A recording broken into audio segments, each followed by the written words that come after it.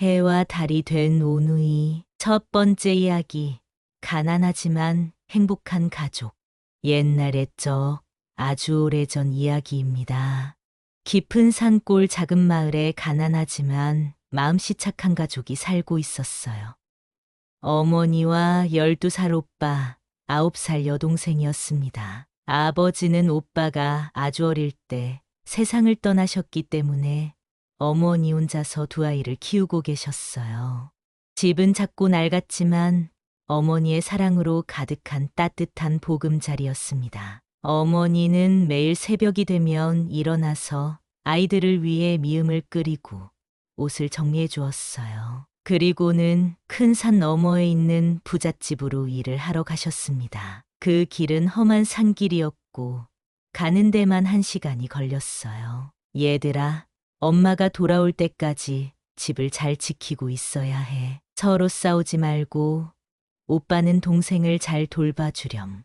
네, 엄마, 걱정하지 마세요. 오빠가 씩씩하게 대답했어요. 엄마 일찍 들어오세요.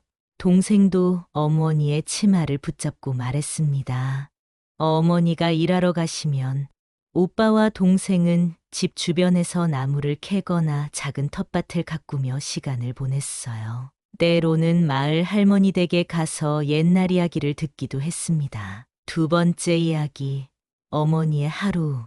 부잣집에서 어머니는 정말 열심히 일했어요. 빨래를 하고, 청소를 하고, 음식을 만들고, 아이들을 돌보기도 했습니다. 손이 거칠어지고 허리가 아팠지만 집에 있는 두 아이를 생각하면 힘이 났어요. 부잣집 주인 마님은 착한 분이셔서 일이 끝나면 항상 떡이나 과일을 주셨어요. 이것 좀 가져가세요. 아이들이 좋아할 거예요. 고맙습니다, 마님. 우리 아이들이 정말 좋아할 거예요. 어머니는 바구니에 떡을 정성스럽게 담으며 생각했어요. 오늘은 팥떡도 있고 송편도 있구나. 아이들이 얼마나 기뻐할까? 해가 서산으로 넘어가면 어머니는 무거운 바구니를 들고 집으로 향했습니다. 산길은 어둡고 험했지만 집에서 기다리는 아이들 생각에 발걸음이 가벼웠어요.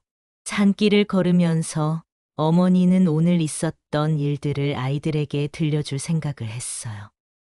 부잣집 정원에 피어있던 예쁜 꽃 이야기, 새끼 고양이가 태어난 이야기, 마님이 해준 재미있는 이야기들을 말이에요. 세 번째 이야기, 무서운 만남. 그런데 어느 날 저녁 평소와 다른 일이 일어났습니다. 그날은 유난히 바람이 많이 불었어요.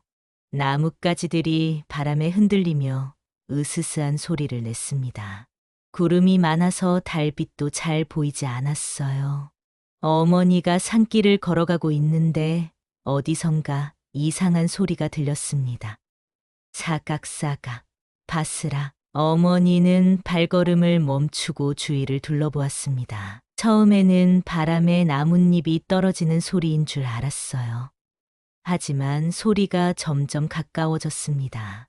그리고 그 소리는 바람 소리가 아니었어요. 어머니는 발걸음을 멈추고 주위를 둘러보았습니다. 달빛도 구름에 가려져 있어서 주변이 캄캄했어요. 심장이 빨리 뛰기 시작했습니다. 그때였습니다. 커다란 그림자가 나타났어요. 바로 무시무시한 호랑이였습니다. 호랑이의 눈은 초록빛으로 번쩍였고 입에서는 하얀 이빨이 드러나 보였어요. 어머니는 너무 무서웠지만 아이들을 생각하며 용기를 냈습니다. 아주머니, 호랑이가 말했어요. 그 바구니에서 맛있는 냄새가 나는구려. 떡 하나만 주면 잡아먹지 않겠소. 어머니는 떨리는 손으로 떡 하나를 꺼내 호랑이에게 주었어요. 호랑이는 떡을 한 입에 꿀꺽 삼켜버렸습니다. 맛있구나. 하나 더 주시오. 어머니는 또 떡을 주었어요. 하지만 호랑이는 계속해서 떡을 달라고 했습니다. 또 하나만 더. 이번이 마지막이니 하나만 더. 이렇게 해서 바구니 안에 떡이 모두 떨어져 버렸어요. 어머니는 빈 바구니를 들고 말했습니다. 이제 정말 떡이 하나도 없어요. 그러자 호랑이가 무섭게 웃으며 말했어요. 그렇다면 이제 아주머니를 잡아먹어야겠소. 네 번째 이야기, 집에서 기다리는 아이들. 그 시간, 집에서는 오빠와 동생이 어머니를 기다리고 있었어요. 해가 완전히 져서 하늘에 별들이 하나둘 나타나기 시작했습니다. 엄마가 왜 이렇게 늦으시지? 동생이 걱정스럽게 말했어요. 괜찮아, 일이 좀 많으셨나 봐. 곧 오실 거야. 오빠가 동생을 달래주었어요. 두 아이는 문 앞에 앉아서 어머니를 기다렸습니다. 동생은 오빠 품에 안겨서 졸음이 왔지만 어머니가 올 때까지 기다리겠다고 했어요. 바람이 나뭇잎을 흔들 때마다 아이들은 엄마가 오시나? 하고 귀를 기울였습니다. 하지만 어머니는 오시지 않았어요. 다섯 번째 이야기, 가짜 어머니. 한참이 지나서야 문 밖에서 소리가 들렸어요. 똑똑똑. 얘들아, 엄마다. 문 열어다오. 아이들은 기뻐하며 일어났지만 뭔가 이상했어요. 어머니의 목소리가 평소와 달리 쉬어 있었거든요. 영리한 오빠가 문 가까이 가서 물었어요. 엄마, 목소리가 왜 그래요? 감기 걸리셨어요? 아니야, 산길을 오면서 찬바람을 많이 맞아서 그런 것 같구나. 빨리 문 열어줘. 동생도 이상하다고 생각했어요. 평소 어머니라면 우리 아가들 많이 기다렸지. 엄마가 맛있는 것 가져왔어 라고 말씀하셨을 텐데 오늘은 그런 말씀이 없었거든요. 엄마, 그럼 손을 문틈으로 내밀어 보세요. 엄마 손인지 확인하고 싶어요. 왜 그런 걸 확인하려고 하니?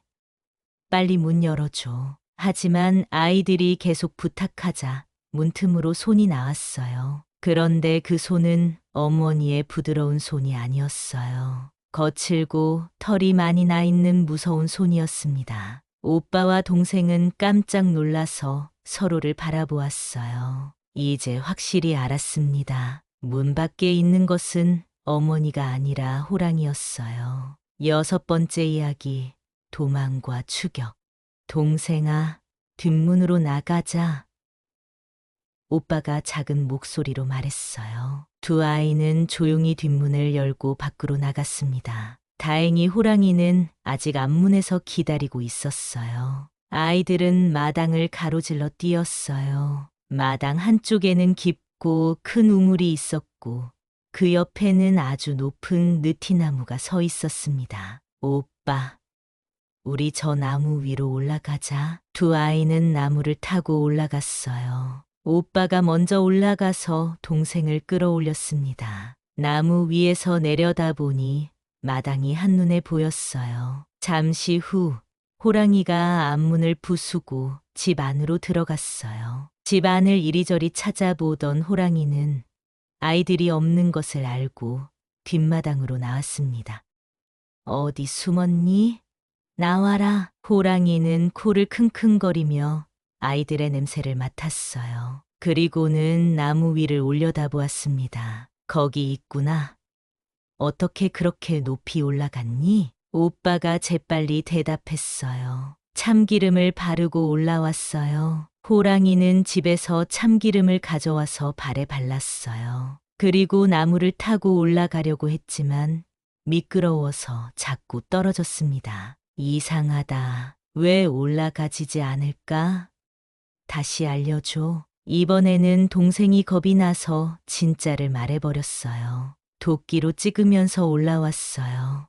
일곱 번째 이야기, 간절한 기도.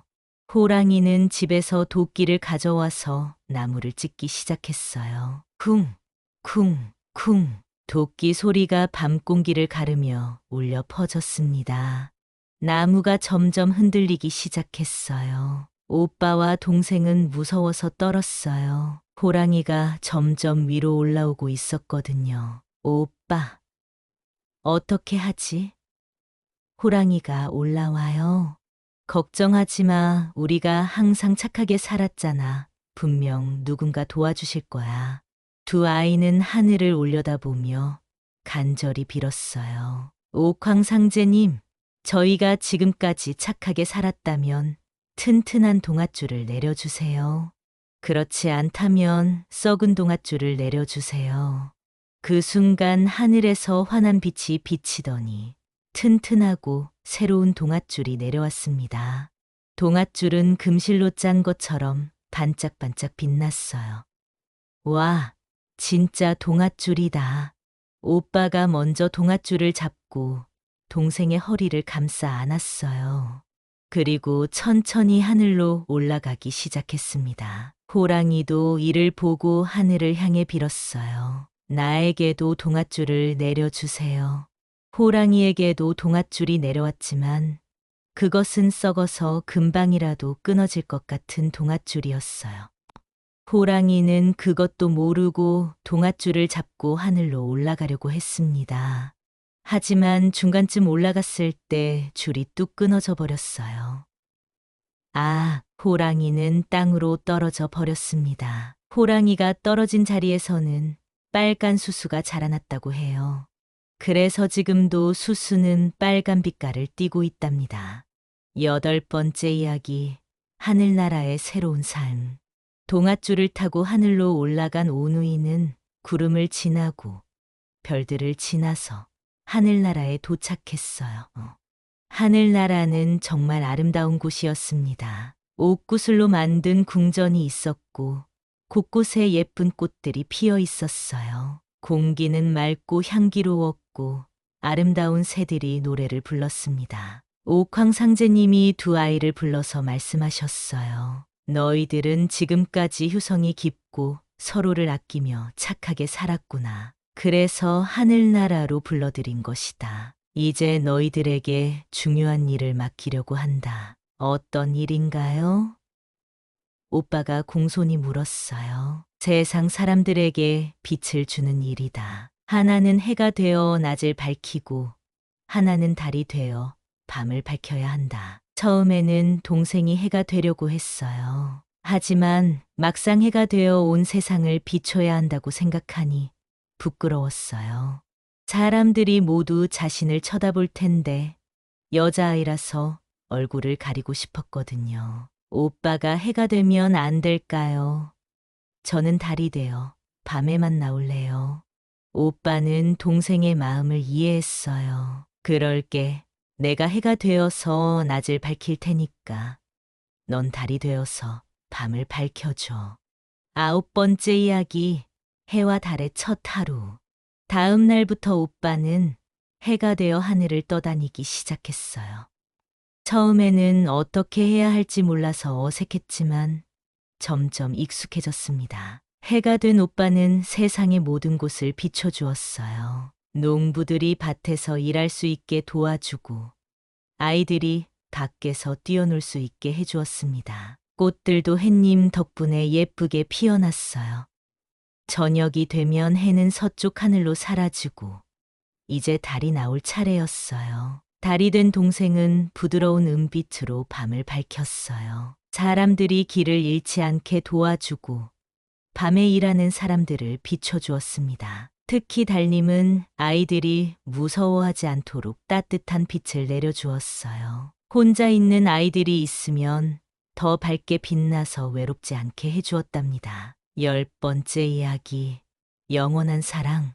이렇게 해서 오빠는 해가 되고 동생은 달이 되었습니다. 둘은 비록 낮과 밤으로 나뉘어져서 항상 함께 있을 수는 없지만 서로를 그리워하며 세상을 돌보고 있어요. 가끔 일식이나 월식이 일어날 때가 있는데 그때는 해와 달인 오누이가 잠깐 만나는 시간이라고 해요. 해님은 모든 생명에게 따뜻함과 에너지를 주고 달님은 고요한 밤의 평안과 위로를 줍니다. 지금도 여러분이 밤하늘을 올려다보면 둥근 달님이 부드럽게 미소 짓고 있을 거예요. 그것은 착한 동생이 여러분을 지켜보고 있다는 뜻이랍니다. 그리고 낮에 따뜻한 햇살을 받으면 그것은 든든한 오빠가 여러분에게 힘을 주고 있는 거예요. 해와 달이 된 오누이는 지금도 하늘에서 서로를 의지하며 세상의 모든 착한 사람들을 따뜻하게 돌봐주고 있습니다. 그들의 어머니도 하늘나라에서 두 아이를 자랑스러워하며 지켜보고 있어요. 우리 아이들이 이렇게 훌륭하게 자라서 세상 사람들을 도와주고 있구나 하면서 말이에요.